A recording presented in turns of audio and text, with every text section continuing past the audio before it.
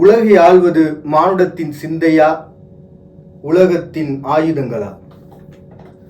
இன்னைக்கு நம்மளோட ஸ்பிரிச்சுவல் சைக்காலஜியா நம்ம பார்க்க போறது ஆளுமை அப்படிங்கிறது எந்த விதத்துல இந்த உலகத்தை ஆண்டுகிட்டு இருக்கு அப்படின்னு தான். ஒரு காலகட்டம் வரைக்குமே பாத்தீங்கன்னா மனிதனுடைய அறம் சார்ந்த வாழ்வியல் உலகை ஆண்டுகிட்டு இருந்தது. அதன்படிதான் நம்ம எல்லாருமே பிரிந்து வாழ்ந்துகிட்டு இருந்தோம்.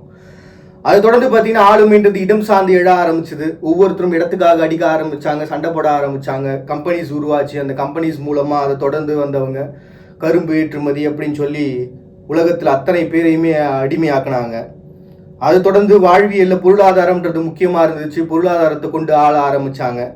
இன்னைக்கு உலகம் அப்படின்றது தன்னுடைய சூழ்ச்சிகளாலையும் தன்னுடைய பொருளாதாரத்தினுடைய அடிப்படையிலையும் தங்கம் கொண்டு கனிமங்கள் கொண்டு உலகத்தினுடைய தேவை கொண்டு இன்று ஆண்டுகிட்டு இருக்கு. அது என்ன தேவை அப்படின்றத இன்னைக்கு நம்ம முழுசா பார்க்க போறோம். ஸோ ஃபியூச்சர் எப்படிப்பட்டதா இருக்க போகுது அப்படின்றத நம்ம தெரிஞ்சுக்க போறோம். ஃபர்ஸ்ட் ஆஃப் ஆல் ஸ்பிரிச்சுவலா எப்படி இந்த உலகம் வாழ்ந்துகிட்டு இருக்கு, எப்படி ஆளுமை நடந்துகிட்டு இருக்கு அப்படின்னு பார்த்தோம்னா,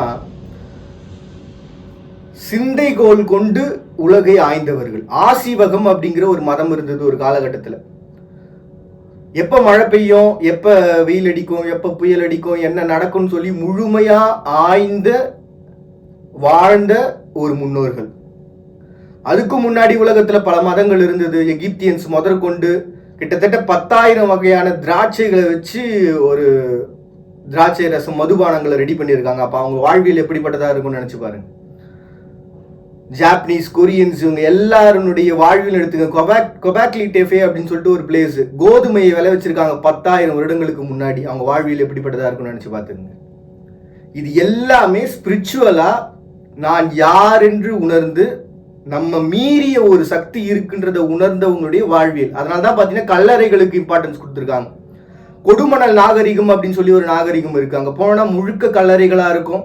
இங்க இருந்து பாத்தீங்கன்னா அதியமான் அப்படின்ற ஒரு பிளேஸ் எகிப்து நாட்டில் இருக்கக்கூடிய ஒரு இடமாவும் இருக்கு. அதியமான் இங்க இருந்து பாத்தீங்கன்னா நாணயங்கள் எடுத்துட்டு போயிருக்காங்க. இரும்பு காலத்துல இரும்பை வந்து கடத்திருக்காங்க. இது எல்லாமே ஸ்பிரிச்சுவலா நடந்த ஒரு விஷயம். அது எப்படி உழைப்புக்கும் ஸ்பிரிச்சுவலுக்கும் ஒரு சம்பந்தம் இருக்கும் அப்படின்னு சொல்லிட்டு நீங்க கேட்கலாம். வாழ்ந்து மறைந்தவங்களை அவங்க உபயோகப்படுத்துற விதம். எகிப்தியன்ஸை பொறுத்த வரைக்கும் இதயத்தை மட்டும் எடுத்துருவாங்க, மூளையை மட்டும் எடுத்துருவாங்க. இல்லாட்டி இதயத்தை மட்டும் வச்சுட்டு உடம்புல இருக்கக்கூடிய அத்தனை உறுப்புகளையும் எடுத்துருவாங்க. அதுக்கப்புறம் அது அப்படியே குறுகி பூண்டு போல உருகிறோம். ஞானிகளுடைய வாழ்க்கை அப்படி தானே. தனஞ்சயம் வாயுவை மட்டும் உள்ளுக்குள்ள நிறுத்திட்டு மீதி எல்லா வாயுக்களும் வெளில எடுத்துருவாங்க. உடல் கொஞ்சம் கொஞ்சமா சுருங்கி சுருங்கி அவங்களுடைய ஆன்மான்றது காலம் எக்காலத்திலையும் வாழும். இதான் சாகாவரம்னு சொல்லிட்டு வாழ்ந்துகிட்டு இருந்தாங்க. ஸோ அவங்க சிந்தை என்னவா இருந்தது அப்படின்னா, உலகம் சார்ந்த மானுடம் வியாதிகள் எழாம வாழணும். அதனால களபலி, நவகண்டம் கொடுக்குற இந்த கான்செப்ட் எல்லாம் உருவானது அப்படிதான். அவங்களுடைய ஆளுமை எப்படி இருந்திருக்கு பாருங்க. ஒரு வெள்ளம் வருது, ஒரு பெரிய பாதிப்பு வருது, கொத்து கொத்தா மக்கள் செத்து விழறான்.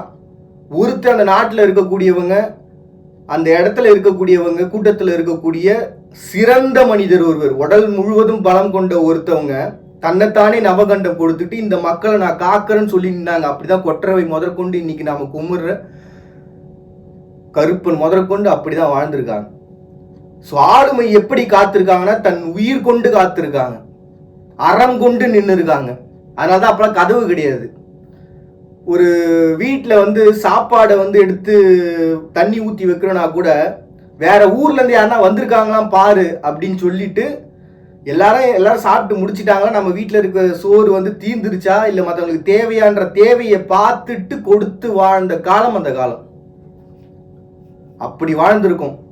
ஸ்பிரிச்சுவலா தன்னைத்தானே உணர்ந்து என் முப்பாட்டை எனக்காக செத்துருக்கான், எங்களை காக்க என் முப்பாட்டை செத்துருக்கான்னு அவன் ஆன்மம் என்னைக்கும் தங்கி நிக்குது. அதனாலதான் நாங்க வாழ்ந்துகிட்டு இருக்கோம்னு தன் உயிரை கொடுத்து காத்த அத்தனை பேரையும் நினைத்து வாழுற ஒரு ஸ்பிரிச்சுவல், அகம் சார்ந்த அறம் சார்ந்த ஒரு வாழ்வியல் ஸ்பிரிச்சுவலா இருந்தது. அகம் சார்ந்த அறம் சார்ந்த வாழ்வியல் ஸ்பிரிச்சுவலா இருந்தது. ஸோ ஸ்பிரிச்சுவல் அப்படின்றது தனியா ஒன்னாலாம் இல்லை, மக்களினுடைய மனமாக தான் இருந்தது. அறம் தான் எக்காலத்திலையும் ஆளும் அப்படின்னு இருந்தது. ஒழுக்கம்ன்ற ஒரு இடத்துக்குள்ள வச்சிருந்தாங்க. அது எப்படிப்பட்ட ஆளுமையா இருந்துச்சு அப்படின்னா, நம்ம நினைச்சு கூட பார்க்க முடியாத அளவுக்கு அதீதமான படைப்பாற்றல் கொண்டவங்களா இருந்தாங்க. உதாரணத்துக்கு சொல்லணும் அப்படின்னா, இப்போ நம்ம சிம்மக்கல்ல வந்து பார்த்தீங்கன்னா 5000 வருஷத்துக்கு முன்னாடி பழமையான ஒரு லிங்கம் கண்டெடுத்தாங்க. நவபாஷானம் சிலை எடுத்துக்கோங்க. 10 விதமான விஷங்களை கொண்டு தசபாஷானம் சிலை, முதல்ல தசபாஷானம் சிலை செய்கிறாங்க பூம்பாறை கிராமத்தில். வச்சு பார்க்குறாங்க. பட் ஆனால் ஒர்க் அவுட் ஆகலை, அந்த வியாதி குணமாகலை. மறுபடியும் நவபாஷானத்தில் செய்கிறாங்க, மறுபடியும் அது ஒர்க் அவுட் ஆகுது. அதுதான் பார்த்தீங்கன்னா பழனி ஆண்டவர் அப்படின்னு சொல்லி நம்ம கும்பிட்டுட்டு இருக்கோம். ஸோ வியாதிகள்லேருந்து மக்களை காக்கவும் இயற்கை சீற்றங்கள்லேருந்து மக்களை காக்கவும் காத்த முன்னோர்கள், அதையும் மீறிய பேராற்றல் எங்கு இருக்குன்றதை உணர்ந்து அந்த பேராற்றல் மூலமாக முன்னோர்களினுடைய அதீத அறிவாற்றலை பெற்று நம்மளுடைய மக்களுக்கு கொடுத்து வாழ வச்சவங்க ஸ்பிரிச்சுவல் சார்ந்தவங்க. இப்போ அந்த ஸ்பிரிச்சுவல் எப்படி இருக்கு அப்படின்னா, கடவுளோட நான் ஒரு கம்யூனிகேஷன் வச்சிருக்கேன், கடவுளை அடைய வழி என்ன அப்படின்னு சொல்லிக்கிட்டு இருக்கேன். ஸ்பிரிச்சுவல் அப்படிங்கிறது கடவுளை அடைய வழி சொல்றது இல்லை, கடவுளை உணர வழி சொல்றது. அது எப்படி கடவுளை, ரெண்டுத்துக்கும் வித்தியாசம் இருக்கு. ஒரு கடவுளை அடையிறதுக்கும் கடவுளை உணர்த்துறதுக்கும் வித்தியாசம் இருக்கு. நாங்களாம் கடவுளை உணர்த்துறோம்.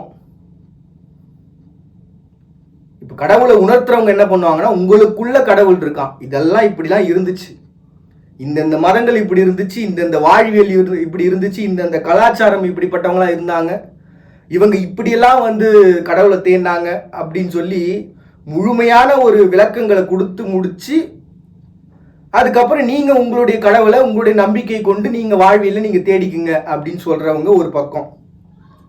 இன்னொரு பக்கம் கடவுள் நான் சொல்றது ஒரு ஒரு இப்போ என்னன்னா, இப்போ உணர்ந்துக்குங்கன்னு சொல்லி ஒருத்தவங்க சொல்லிட்டாங்கல்ல, அந்த உணர்ந்துக்கிட்டவங்க என்ன பண்ணுவாங்க, அவங்கவுங்க கடவுளை அவங்கவுங்க தேடிப்பாங்க. இப்போ அவங்கவுங்க கடவுளை தேடிக்கும் பொழுது ஒரு கடவுள் நின்றுட்டா பிரச்சனை. இப்போ என்னுடைய கடவுள் சீவன், என்னுடைய கடவுள் வந்து இன்ஷா அல்லாஹ், என்னுடைய கடவுள் வந்து புத்தர், என்னுடைய கடவுள் இப்படி அப்படின்னு சொல்லி ஒன்றா நின்றுட்டேன்னா, ஏதோ ஒரு கடவுளா நின்றுட்டேன்னா பிரச்சனை. எல்லாம் கடவுளா நிற்கும்போது பிரச்சனை இல்லை, பெயர் கொண்டு நின்னாதான் பிரச்சனையாகுதுங்க எல்லா இடத்துலையும். அப்போ இப்போ என்னன்னா, எல்லாருமே சரியான ஒரு பாதையில தான் இருக்காங்க. ஆனால் என்ன ஆயிடுச்சு, கடவுளுக்கு பேர்னு ஒன்று வச்சதுனால பிரச்சனையா போச்சு. இப்போ சிந்தையில எந்த பிழையும் இல்லை. எக்காலத்திலையும் ஸ்பிரிச்சுவல் வந்து என்ன பண்ணுதுன்னா, தன்னுடைய முன்னோர்களுடைய அதீத அறிவாற்றலை ஏதோ ஒரு விதத்துல பெயர் கொண்டாவது காத்துக்கிட்டு இருக்காங்க. இப்போ சைக்காலஜிக்கு வருவோம். சைக்காலஜியா என்ன பண்றாங்கன்னா, தன்னை பாதுகாக்கிறதுக்கு அணு ஆயுதங்கள் முதற்கொண்டு, ஜாப்பனீஸினுடைய காலகட்டம், ஜாப்பனீஸ் முழுக்க பாதிக்கப்பட்டாங்க அமெரிக்காவினுடைய அணு ஆயுத தாக்குதல்ல. 2ஆம் உலக போர் முடிவடைஞ்ச பிறகும் நாங்கள் அணு ஆயுதத்தை வந்து பரிசோதனை செய்வோம்னு சொல்லி அமெரிக்கா பரிசோதனை செய்யும் பொழுது ஜாப்பனீஸை சார்ந்த அத்தனை பேருமே உடல் வியாதிகள் முதற்கொண்டு பாதிக்கப்பட்டாங்க. இன்னைக்கு வரைக்கும் அந்த தீவுகளில் வாழ்கிறவங்களுக்கு ஆஸ்திரேலியா முதற்கொண்டு உதவி செஞ்சுக்கிட்டு இருக்காங்க. அப்படிதான் கனிமங்களை திருடினாங்க நவுரு தீவுல இருந்து. இன்னைக்கு அந்த நவுரு தீவுல கிட்டத்தட்ட 10,000 பேரோ என்னதான் இருக்கிறாங்க. அந்த மக்களுக்குனுடைய வாழ்வியல்ன்றது ஆஸ்திரேலியாவினுடைய பணத்தை நம்பி வாழ்ந்துகிட்டு இருக்கிறாங்க. அணு ஆயுதங்கள் வேண்டாம்னு உலகம் சொன்னதுக்கு பிறகும் நாங்கள் அணு ஆயுதங்களை ரெடி பண்ணி வச்சுப்போம். ஏன்னா எங்களுடைய பாதுகாப்பு, எங்களுக்கு ஒரு பயம் இருந்தால் தானே எல்லாம் ஃபாலோ பண்ணுவான். அதனால் வேறு வழி இல்லை, நாங்கள் அணு ஆயுதங்களை வச்சுக்கிறோம். எங்களுடைய தேவை அப்படின்றது பயம். அந்த பயம் கொடுத்ததுக்கு நாங்கள் என்ன வேணால் பண்ணுவோம், கொரோனா வரைக்கும் கொண்டு வருவோம் அப்படின்னு சைக்காலஜிக்கலாக பயம்னு ஒன்று இருந்தால் தான் எங்களை நாங்கள் காத்துக்க முடியும் நிற்கிறாங்க.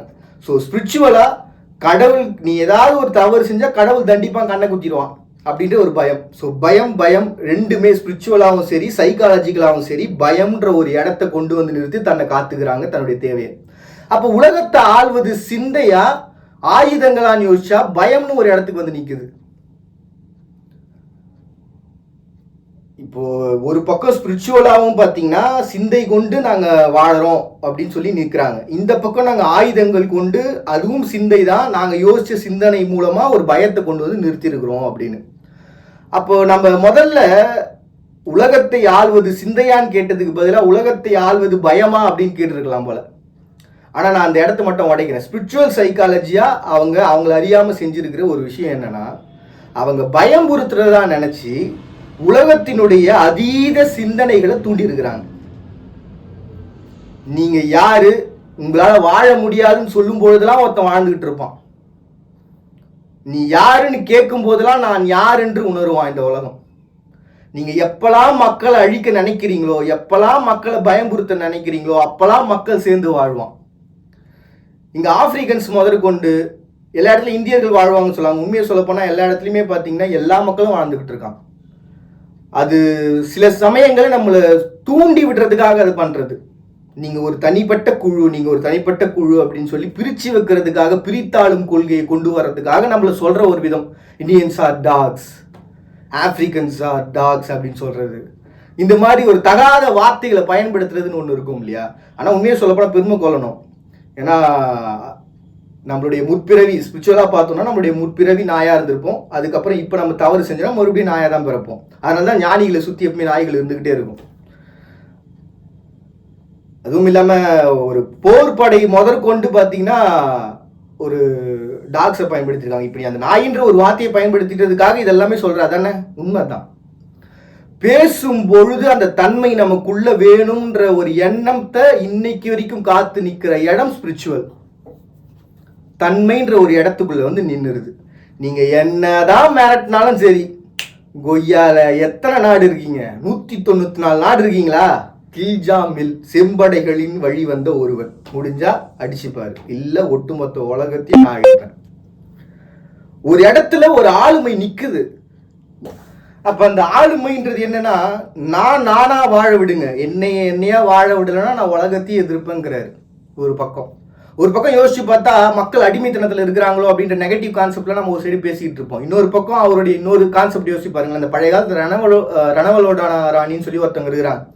அவங்களோட வாழ்வியலை நீங்க எடுத்து விக்கிபீடியால போட்டீங்கன்னா ஒரு சர்வாதிகாரி மாதிரி சித்தரிச்சிருப்பாங்க.